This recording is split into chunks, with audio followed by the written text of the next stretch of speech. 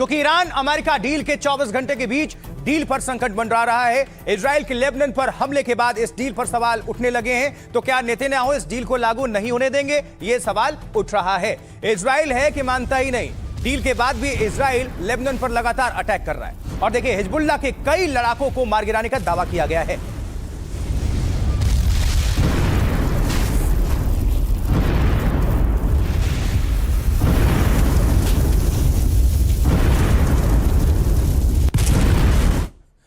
Benjamin Netanyahu पहले ही deal से भड़के हुए हैं। इजराइल ने लेबनान पर हमले और बढ़ा दिए, तेज कर दिए हैं। इजराइल लेबनान में पीछे हटने के मूड में फिलहाल तो नहीं दिख रहा।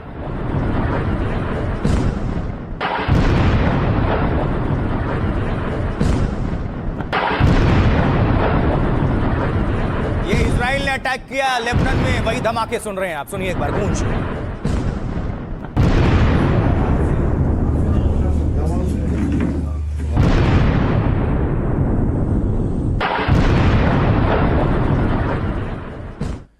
उधर होर्मुज में जहाजों की आवाजाही तो शुरू हो गई, लेकिन सवाल है कि 60 दिन बाद क्या होगा, यानी 2 महीने बाद। 60 दिनों तक ईरान ने टैक्स ना वसूलने का भरोसा दिया है और उसके बाद क्या होगा यह अभी तक तो साफ नहीं है।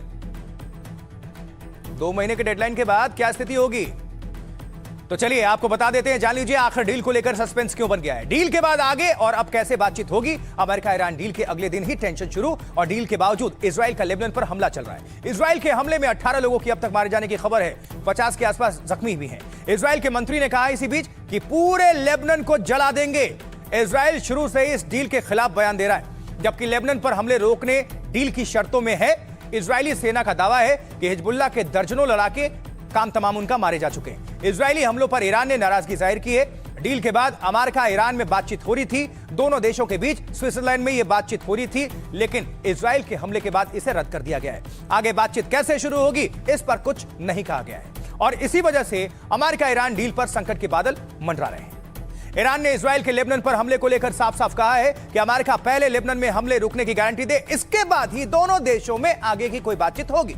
तो राहत की बात यह है कि होर्मुज का रास्ता खुल गया है और यहां से कई देशों के तेल टैंकर्स की आवाजाही शुरू हुई है। फिलहाल सऊदी अरब के झंडे वाले 3 बड़े तेल टैंकर्स होर्मुज स्ट्रेट से गुजर चुके हैं। भारत का भी एक एलएनजी टैंकर होर्मुज से होते हुए गुजरात अपने पहुंच चुका है। आपको बता देते हैं ईरान और अमेरिका ने डील और आगे की बातचीत पर क्या कुछ कहना है। रिएक्शन सुनिए दोनों में। स्विट्जरलैंड में इस समझौते पर दस्तखत होने थे, पक्ष की मौजूदगी में इस पर साइन होना था। हमने 24 घंटे तक इसको लेकर समीक्षा की और फिर यह तय हुआ कि एक खास जगह पर बिना मौजूद हुए दोनों राष्ट्रपति इस पर साइन करें। जब दोनों देशों के शीर्ष नेतृत्व ने इस पर दस्तखत किए हैं तो समझौते का उल्लंघन करना खतरनाक हो सकता है।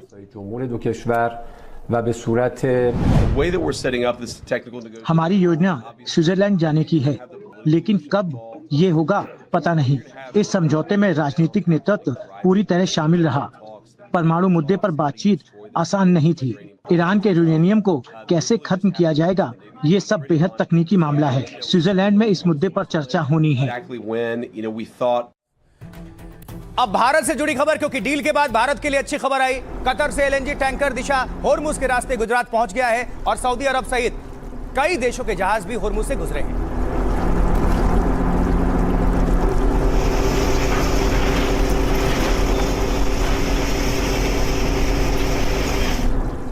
और इस डील के बाद सोने चांदी की कीमतों में गिरावट आनी शुरू हो गई है।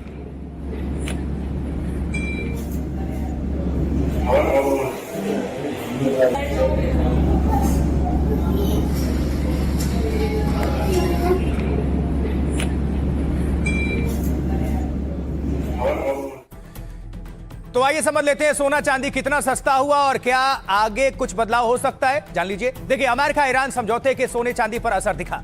निवेशकों ने सोने चांदी से अपना पैसा निकालना शुरू कर दिया है। युद्ध का खतरा कम होने के बाद निवेशक पैसा निकाल रहे हैं। इस वजह से सोने चांदी की कीमत में कमी आई है।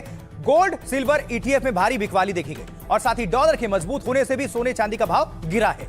1 किलो चांदी की कीमत आपको बता दें 9209 रुपए गिरा है, मतलब जिसे कहते हैं 9209 रुपए, ये गिरकर 2,31,000 रुपए पर आ गया है 1 किलो चांदी की कीमत। इससे पहले इसकी कीमत 2,40,000 रुपए प्रति किलो थी। तो चांदी ऑल टाइम हाई से मतलब 1,55,000 रुपए सस्ती हुई। और उधर 10 ग्राम 24 कैरेट सोने की बात कर ले, इसकी कीमत तो 1.45 लाख रुपए पर आ गया है। प्रति 10 ग्राम सोने के भाव में 3,152 रुपए की गिरावट दर्ज हुई है। ऑल टाइम हाई से सोना अब तक 32,000 रुपए टूट चुका है, जिसे कहते हैं हिंदी में गिर चुका है।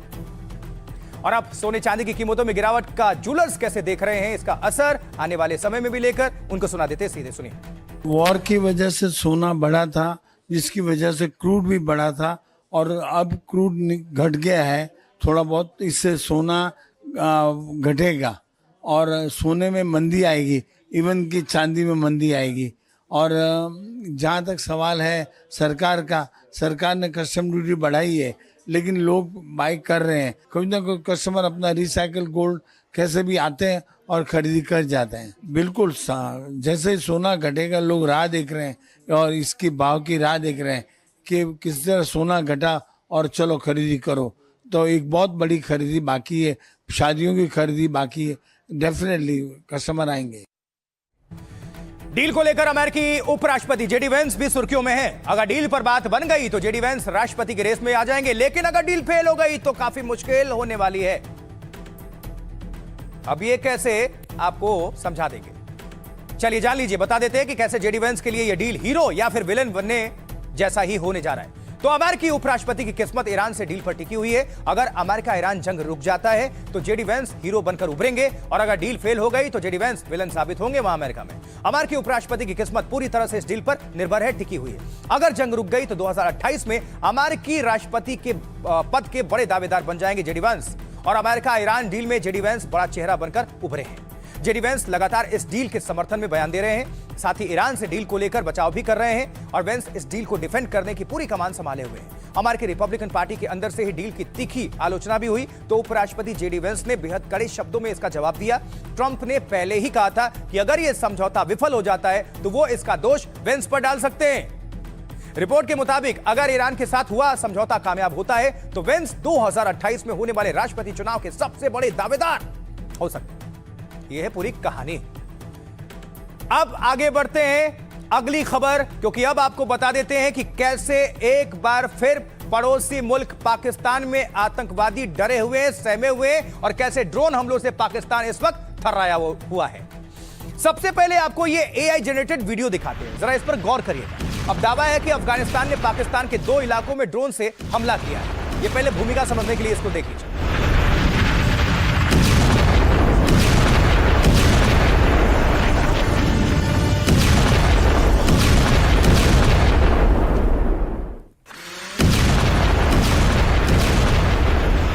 एआई वीडियो आपने देख लिया, आगे बढ़ते हैं। तो अब भले पाकिस्तान इस हमले की पुष्टि नहीं कर रहा, लेकिन दावा है कि आईएसआई के ठिकानों को इससे भारी नुकसान पहुंचा है। ये एआई जनरेटेड नहीं है, ये असली है।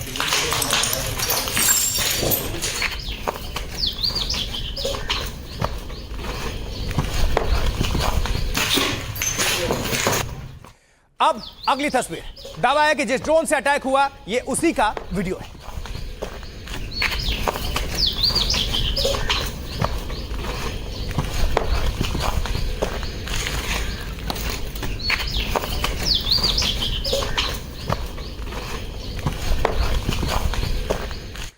अब आपको डिटेल में बता देते हैं कि आखिर अफगान ने क्या कुछ दावा किया है। तो अफगानिस्तान और पाकिस्तान के बीच एक बार फिर से टकराव है, काफी बढ़ गया है। अफगानिस्तान ने पाकिस्तान के कई आतंकी ठिकानों पर ड्रोन अटैक कर दिए हैं। अफगानिस्तान का दावा है कि उसने आईएसआईएस खुरासान के ठिकानों को टारगेट किया। खैबर पख्तूनख्वा बलूचिस्तान में कई आईएसआईएस ठिकानों को निशाना बनाया। अफगानिस्तान ने दावा किया कि जिन ठिकानों पर ड्रोन हमले किए गए हैं उनका इस्तेमाल अफगानिस्तान के खिलाफ साजिश रचने के लिए पाकिस्तान कर रहा था। इन ठिकानों से अफगानिस्तान की जमीन पर अटैक की प्लानिंग थी। हालांकि पाकिस्तान ने अब तक अफगानी हमलों की पुष्टि नहीं की है। अफगानिस्तान की तालिबान सरकार ने कहा है कि पिछले हफ्ते पाकिस्तान ने नरसंहार, माफ करिएगा, ये नंगरहार है, उसकी जगह नंगरहार और पंक्तिया में हमला किया, जिसमें जान माल का नुकसान हुआ। आरोप है कि इस अटैक में कई अफगानी महिलाएं और बच्चे मारे गए। इसी का जवाबी पलटवार करते हुए अफगान ने पाकिस्तान के ठिकानों को टारगेट कर दिया। वहीं दूसरी तरफ पाकिस्तानी सरकार ने इन आरोपों को सिरे से खारिज कर दिया है। पाकिस्तानी सेना का दावा है कि उसने आतंकी संगठन टीटीपी को टारगेट किया था। आगे बढ़ते हैं, अब लिए चलेंगे अगली खबर की तरफ, क्योंकि अब बात बिहार की तेज प्रताप यादव की, खासकर क्योंकि जिनके खिलाफ एक बार फिर से एफआईआर दर्ज हो गई है। मामला क्या है ये आपको विस्तार से बताएंगे। पहले तस्वीर भी देखते जाइए। ये इस पूरे केस में 3 चेहरे हैं। पहला तेज प्रताप यादव का, दूसरा अनुष्का यादव का, और जिनके साथ तेज प्रताप के कथित रिश्ते की खबर वायरल हुई थी, और तीसरा है आकाश यादव का नाम। अनुष्का के ये भाई हैं। अब पटना के पाटलिपुत्र थाने में तेज प्रताप यादव के खिलाफ मुकदमा दर्ज हुआ है। क्या सच में अब उनकी मुश्किलें यहां से बढ़ने वाली हैं?